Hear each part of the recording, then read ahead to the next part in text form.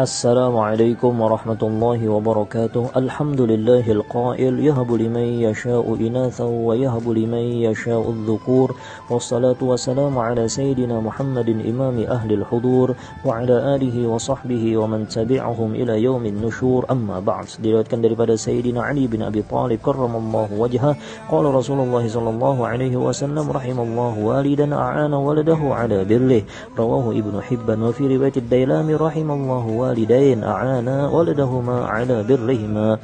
Semoga Allah mencurahkan rahmat, kata Sayyidina Muhammad, terhadap kedua orang tua yang mana mereka membantu anaknya agar berbakti terhadap mereka. Saudara-saudaraku yang senang akan ilmu Sayyidina Muhammad sallallahu alaihi wasallam, di dalam Al-Qur'an dan As-Sunnah banyak sekali mengajarkan bahkan mewajibkan agar manusia berbakti kepada kedua orang tua zahir dan batin.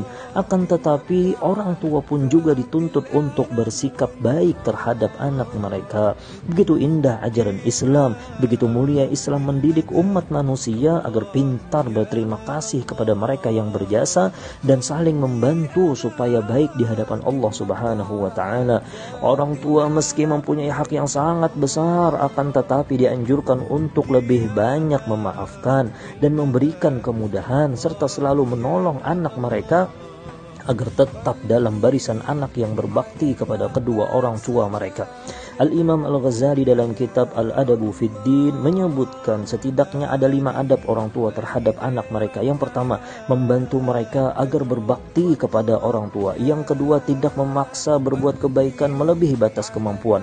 Yang ketiga, tidak memaksakan kehendak kepada mereka di saat susah. Yang keempat, tidak menghalangi mereka berbuat taat kepada Allah Subhanahu wa taala. Yang kelima, memberi pendidikan yang bagus. Juga dianjurkan kepada orang tua agar memberi nama yang baik dan menikahkan mereka dengan yang seagama serta mempunyai akhlak mulia, juga menafkahi mereka yang cukup. Jadilah orang tua yang tegas agar tidak tertindas, pemaaf, selalu menjaga mulut dari kata-kata buruk yang tak pantas. Didiklah buah hati dengan ilmu agama dan akhlak mulia, karena itu adalah asas.